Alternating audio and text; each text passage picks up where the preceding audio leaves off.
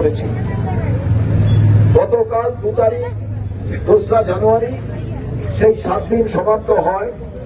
আজকে আমরা খুব উদ্বেগের সঙ্গে ছিলাম পশ্চিম বাংলায়, যে পশ্চিম বাংলার বদনাম এমন হচ্ছিল যে পশ্চিম বাংলার পাসপোর্ট দপ্তর যে আছে সেখান থেকে জালি পাসপোর্ট এবং দুর্নীতির আখড়া হয়ে গেছে, যে কারণে এমন এমন মানুষের পাসপোর্ট এখান থেকে নাকি ইস্যু করা হয়েছে, যেই পাসপোর্ট নিয়ে তারা বিভিন্ন জালিয়াতির সঙ্গে যুক্ত হচ্ছেন, সন্ত্রাসবাদী কাজে যুক্ত হচ্ছেন এবং সেই জঙ্গিদের বিরুদ্ধে সারা ভারতবর্ষের মানুষ তারা বলছেন পশ্চিম বাংলাটা আজকে জালিয়াতি হাব হয়ে গেছে পাসপোর্টের। এবং এই ঘটনা ঘটার সঙ্গে সঙ্গে সাধারণ মানুষ যারা পাসপোর্টে অ্যাপ্লাই করছিলেন তাদের যেভাবে ইনভেস্টিগেশন শুরু হয়েছে, প্রপার ইনভেস্টিগেশনের নামে যেভাবে হ্যারাস করা হচ্ছে, এখানে পাসপোর্ট ডিপার্টমেন্টের ভেতরে যে ডকুমেন্ট চাওয়া হচ্ছে সেগুলো দেখার পর পুলিশ ভেরিফিকেশনে যখন যাচ্ছে, সেই পুলিশ ভেরিফিকেশনে সেখানেও তাদের ওপরে কোথাও টাকা চাওয়া হচ্ছে, কোথাও তাদের সঙ্গে বাজে ব্যবহার করা হচ্ছে। এই খবর যখন রাজ্য দপ্তরে আসে আমরা কথা বলি এবং দক্ষিণ 24 পরগনা 1 এবং দক্ষিণ কলকাতা এই 2 জেলার সমন্বয়ের মাধ্যমে তাদের জেলার মধ্যেখানে আজকের এই পাসপোর্ট অফিসের সামনে আমরা আজকে ধর্ণা কর্মসূচি, বিক্ষোভ এবং ডেপুটেশনের মধ্যে দিয়ে আমাদের বক্তব্য জানাতে এসেছি। কেন সাধারণ মানুষ যাতে হয়রানির শিকার না হন, যারা বাইরে পড়াশুনো করতে যেতে চান, যে ছেলেমেয়েরা যারা চিকিৎসার জন্য বাইরে যেতে চান, যারা ব্যবসা বাণিজ্যের জন্য কিংবা আত্মীয় পরিজন আছে কিংবা বেড়াতে, অসংখ্য মানুষ বাংলার বাইরে ভারতবর্ষের বাইরে যেতে চান, তাদের পাসপোর্ট পেতে যাতে কোনো অসুবিধে না হয় এটা আমরা কর্তৃপক্ষকে জানাতে এলাম। এবং আমরা বলতে এলাম যে আপনাদের যে নিয়ম কানুন আছে সেই নিয়ম কানুনগুলো মধ্যে দিয়ে একদল দালাল চক্র তারা সেই সমস্ত মানুষদের পাসপোর্ট করিয়ে নিচ্ছে যাদের বিরুদ্ধে অসংখ্য অভিযোগ আছে, এমনকি যারা খুনের আসামি তারাও পাসপোর্ট পেয়ে যাচ্ছেন, অথচ যারা সাধারণ মানুষ এমনি কোনো একটা কেস তাদের বিরুদ্ধে আছে তারা পাচ্ছেন না। তো এই ইনভেস্টিগেশনটা পাসপোর্ট দপ্তরের মানুষেরা বললেন, যারা এখানে আধিকারিক আছেন, যে আপনারা চিন্তা করবেন না, আমরা এই ব্যাপারটা দেখছি। কিন্তু সঙ্গে সঙ্গে এটাও গুরুত্বপূর্ণ, এখানকার পুলিশ যারা আছে তাদের কাছে আমাদের আবেদন থাকবে, আপনারা সাধারণ মানুষকে হ্যারাস করবেন না।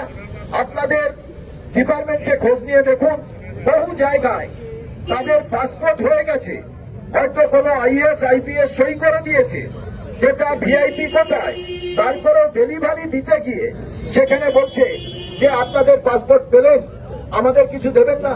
তার মানে এমনি সাধারণ মানুষ যখন পাসপোর্টটা করাচ্ছে তাদের কত টাকা দিতে হচ্ছে ভেবে দেখুন। এই সুযোগটা নিয়ে একদল জালিয়াত তারা চক্র বানিয়েছেন, আর সেই চক্রের মাধ্যম দিয়ে Aadhaar card, ration card, PAN card, যে ডকুমেন্টস গুলো দাখিলের মাধ্যমে পাসপোর্ট হয় সেগুলো দিয়ে আমরা দেখছি জালি পাসপোর্ট বেরিয়ে যাচ্ছে, যেখানে দুর্নীতির আখড়া তৈরি হয়েছে আপনাদের কাছে। তাই আমরা এখানে এসেছিলাম সাধারণ মানুষের স্বার্থে। আজকে 2 জেলার সভাপতি মনোরঞ্জন বাবু এবং প্রদীপ বাবু তারা ছিলেন, সর্বভারতীয় কংগ্রেস কমিটির সম্পাদক আসাফ আলী খান তিনিও এসে পৌঁছেছেন।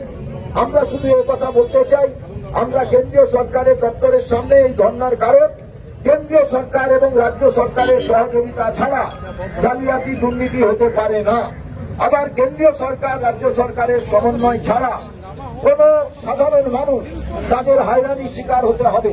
তো আমাকে একজন জিজ্ঞেস করছিলেন যে কলকাতা পুলিশের, এটা তো কেন্দ্রীয় সরকারের দপ্তরের সামনে আপনারা করলেন, কলকাতা পুলিশ বা রাজ্য পুলিশের দপ্তরের সামনে আপনারা কি কোনো কর্মসূচি নেবেন?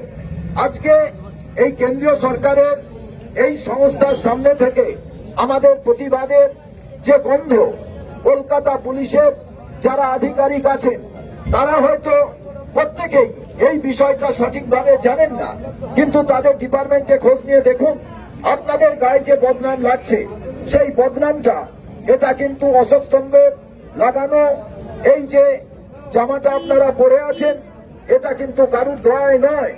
আপনারা এটুকু ভাববেন আপনাদেরও পরিবার আছে, সেই পরিবার যখন বাড়ির বাইরে যায় তাদেরও কিন্তু আজে বাজে কথা শুনতে হয়। আপনাদের কাছে আমার আবেদন, যেদিন আপনারা রিটায়ার করবেন আপনার বাড়ির কেউ পুলিশে থাকবে না, সেদিন আপনার ছেলে বা মেয়ে যদি পাসপোর্ট করায় এবং তার পুলিশ ভেরিফিকেশনের প্রয়োজন হয়, সেখানে যদি অহেতু তাদের সমস্যায় পড়তে হয় তাহলে কি বিভৎস আকার নিতে পারে আপনি নিজেই পুলিশ ডিপার্টমেন্টে চাকরি করে সেটা অনুভব করতে পারেন। এই ডিপার্টমেন্টে বিভিন্ন বিষয় আপনারা কানা ঘুষায় শুনতে পান।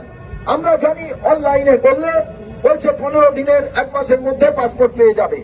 তাহলে এবার ভাবুন এইগুলোর মধ্যখানেও এমন এমন ঘটনা আছে যেগুলোর মধ্যে দিয়ে এমন কিছু বাজে লোক যারা পাসপোর্ট পেয়ে গিয়েছেন, যারা সেই পাসপোর্টকে কাজে লাগিয়ে পশ্চিম বাংলায় তারা আখড়া তৈরি করে ফেলেছেন সমাজ বিরোধীদের, তারা জঙ্গিদের, সন্ত্রাসবাদীদের।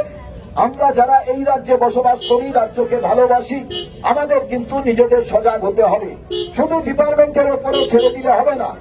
তার কারণ ডিপার্টমেন্টকে আজকে যে কথা আমরা বলে গেলাম, আমাদের একজন আধিকারিক বললেন এই ডিপার্টমেন্টে যারা থাকেন তাদের সমস্ত ভাষা জানা প্রয়োজন। তাহলে যদি কোনো অভিযোগ আসে, আপনি যদি ভাষাই বুঝতে না পারেন তাহলে সেখানে সমস্যার সৃষ্টি হয়। এই জায়গায় দাঁড়িয়ে আমরা কর্তৃপক্ষের কাছে আবেদন করতে চাই যে রাজ্য সরকার, কেন্দ্রীয় সরকার দুজনেই এই জালি পাসপোর্টের জন্য দায়ী, ফেক পাসপোর্টের জন্য দায়ী। রাজ্য সরকার, কেন্দ্রীয় সরকার এদের যদি নিজেদের মধ্যে সমন্বয় থাকতো তাহলে এই জালি পাসপোর্ট আমার মনে হয় তাহলে বাজারে ঘুরে বেড়াতো না।